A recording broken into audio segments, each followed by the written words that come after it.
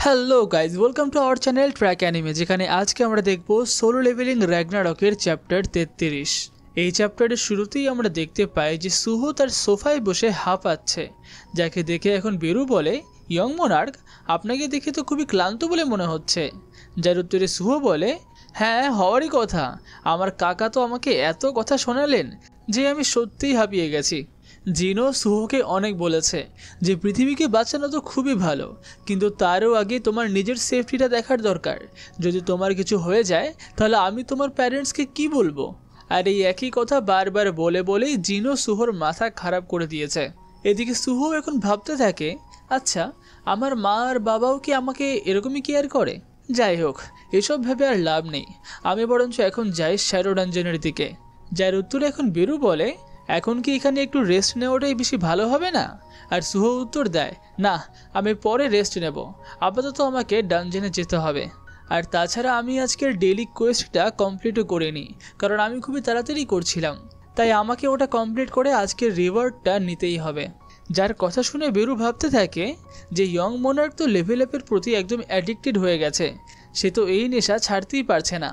এরপরেই আমরা সুহোকে দেখতে পাই শ্যাডো ডানজনে, যে এখন অবাক হয়ে তাকিয়ে থাকে, কারণ সে এখন দেখতে পায় যে তার ডেইলি কোয়েস্টটা নেই, সেটা তার এখানে আসার আগে শেষ হয়ে গেছে। সে বুঝতে পারে না যে এটা কি করে হলো, তাই সে সেখানে থাকা অ্যামুট, এসিল আর গ্রেহকে জিজ্ঞাসা করে যে এখানে কি হয়েছে।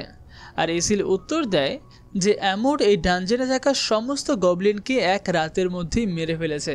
আর এরপরেই অ্যামুট বলে, আমি শুধুমাত্র যারা টার্নাকের সঙ্গে থাকতো তাদেরকেই মেরেছি, আমি কোনো মানুষকে তো মারিনি। কিন্তু এই সমস্ত কথা শুনে সুহো এখন খুবই দুঃখিত হয়ে যায়। সে বলতে থাকে, সব গবলিন মরে গেল, তাহলে তো আমার আর ডেলি মিশনটা কমপ্লিট হবে না, আর আমার লেভেলও বাড়বে না। যেটা শুনে অ্যামুট এখন তাকে বলে, তুমি তোমার লেভেল বাড়াবে? তাহলে এই কাজে তোমাকে আমি সাহায্য করতে পারি। আসলে আমিও আগে খুব একটা শক্তিশালী ছিলাম না, কিন্তু আমি জানি যে শক্তিশালী হওয়ার জন্য ট্রেনিং কি করে করতে হয়। তাহলে আমিও এখন থেকে তোমাকে সেভাবেই ট্রেনিং করব ইয়ং মোনার্ক। আর এই কথাটা বলার সঙ্গে সঙ্গেই সুহোর সামনেও একটা নোটিশ চলে আসে, যেখানে লেখা থাকে যে এটাই হলো তার ডেইলি কোয়েস্ট, তাকে নিজেকে ট্রেনিং করতে হবে। আর সুহো এখন কোনো রকমের দেরি না করে এই কোয়েস্টটাকে অ্যাকসেপ্ট করে নেয়। আর তারপরে দেখতে পাই যে এই কোয়েস্টের কন্ডিশন হলো 100টা পুশ আপ, 100টা সিট আপ, 100টা স্কোয়াট আর 10 কিমির রানিং, যেই সেম ট্রেনিংটা এর আগে সাং জিনভো করতো। আর এই ট্রেনিং রুটিনটা দেখে সুহো খুব একটা খুশি হয় না। সে বলে, আচ্ছা তুমি এইভাবে স্ট্রং বানিয়েছো নিজেকে? যার উত্তরে আমুট বলে, শুধুমাত্র এটাই তোমার ট্রেনিং নয়, যখন তুমি এগুলো করছো তখন তোমার আমাকে তোমার পিঠের মধ্যে নিয়ে রাখতে হবে।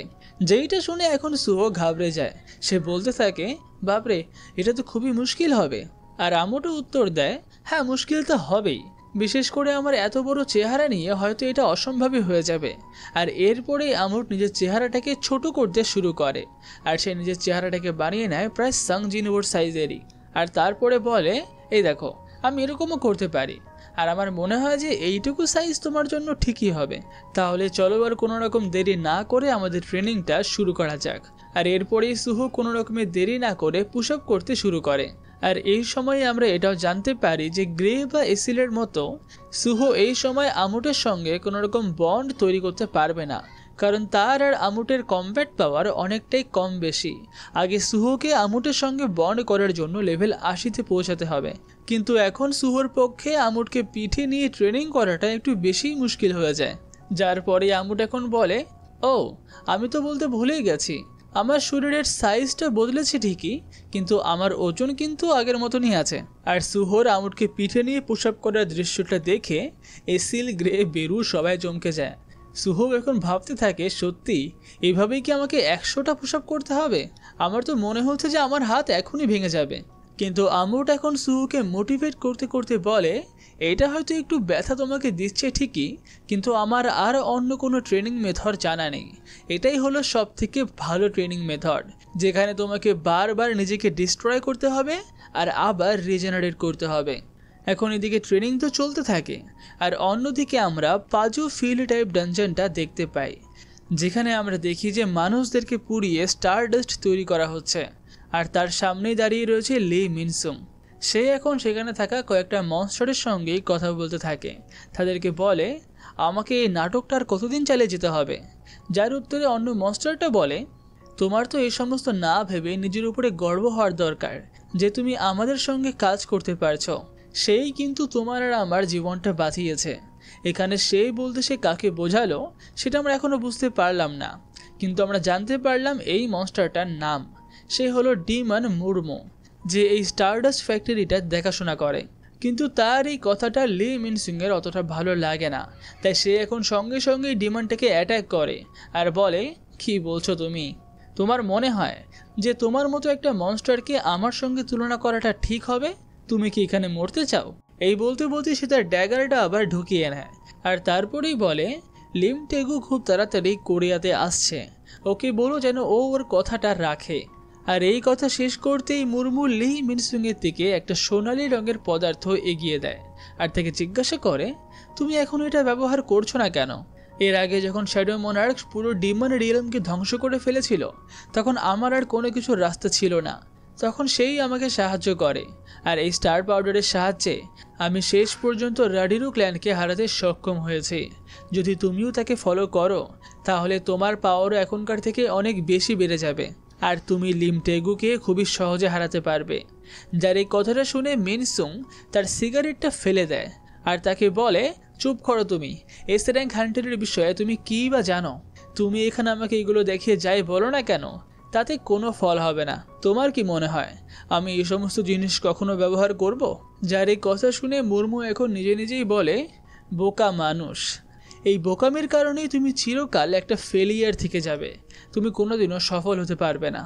এদিকে লি মিনসুং যখন ফ্যাক্টরি থেকে বেরিয়ে আসছিল তখন সে ভাবতে থাকে, আমাকে আর কিছুক্ষণ অপেক্ষা করতে হবে যতক্ষণ না পর্যন্ত টিএল লিম টিগুকে মেরে ফেলছে, আর তারপরেই আমি এই সমস্ত ফ্যাক্টরির ব্যাপারে হান্টার অ্যাসোসিয়েশনকে জানিয়ে দেব, তারা এই সমস্ত কিছু সামলে নেবে আর তারপরে আমি আবার খ্যাতি আবার ফিরে পাবো।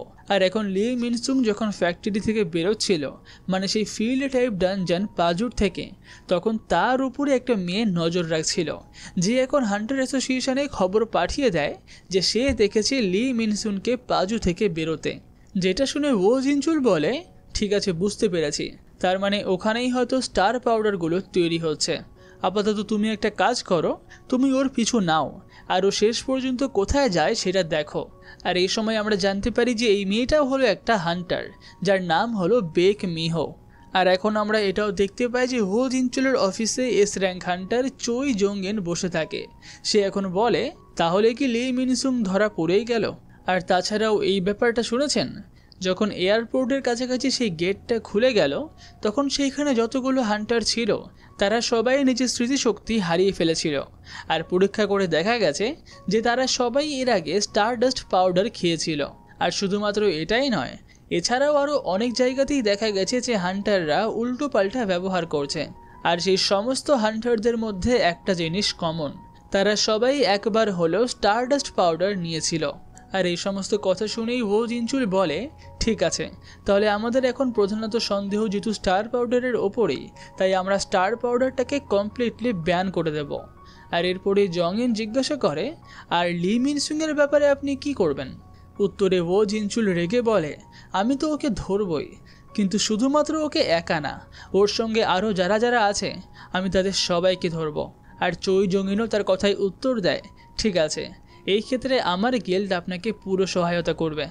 আর এরপরেই ও জিনচুলের মনে পড়ে, ও হ্যাঁ, আমাকে তো মিস্টার জিনও খবর দিল যে হান্টার সুহো নাকি বাড়ি ফিরে এসেছে। আর যদি সুহোর কাছেও তার বাবার মতো লেভেল আপের পাওয়ার থাকে তাহলে তার কাছেও নিশ্চয়ই একটা সিস্টেম থাকবে। কিন্তু সাং জিনভো, আপনি কোনো চিন্তা করবেন না, আমি সুহোকে সবভাবে প্রোটেক্ট করব। আর অন্যদিকে আমরা সুহুকে দেখতে পাই যে এখন অনেক কষ্টে 100টা পুশ আপ কমপ্লিট করে, কিন্তু তার হাত পা সব কিছুই ফেটে যায়, যেটা দেখে এসিল আর গ্রে তো খুবই দুঃখ পায় এবং চমকে যায়, কিন্তু আমর কিছুই বলে না। সে শুধুমাত্রই বলে, তাহলে পুশ আপ কমপ্লিট হয়ে গেল, এরপর অন্য কিছু করতে হবে। এদিকে এসিল তো কাঁদতে শুরু করে দেয়, সে বলতে থাকে, ইয়ং মোনার্ক, আপনার তো দুটো হাতই ভেঙে গেছে, আমর তুমি কি করলে ইয়ং মোনার্কের সঙ্গে? এখন আর ট্রেনিং করার কোনো দরকার নেই, এই ট্রেনিং শেষ। কিন্তু এরই মধ্যে আমরা দেখতে পাই যে সুহো সিস্টেমের থেকে কিছু একটা পোশন কেনে আর তারপর সেটাকে খেতে খেতে বলে এখন আমাকে আরও স্ট্রং হতে হবে, কারণ আমাকে লি মিনসুংয়ের সঙ্গে ফাইট করতে হবে। তাই আমার এখনও 3টে ট্রেনিং বাকি আছে, তাই তো? চলো সেটা শুরু করা যাক। আর আমরা দেখতে পাই যে সাং সুহো আসলে একটা হিলিং পোশন খেয়েছিল, তাই তার পুরো শরীর এখন আবার আগের মতোই হিল হয়ে যায় আর সে আবার তৈরি হয়ে যায় তার বাকি ট্রেনিংগুলো করার জন্য। আর এখানেই শেষ হয় সোলো লেভেলিং চ্যাপ্টার 33। ভিডিওটি ভালো লাগলে লাইক কমেন্ট শেয়ার অবশ্যই করবেন আর পরবর্তী দেখার জন্য চ্যানেলটাকে সাবস্ক্রাইব অবশ্যই করে রাখবেন। তাহলে দেখা হচ্ছে পরবর্তী পর্বে।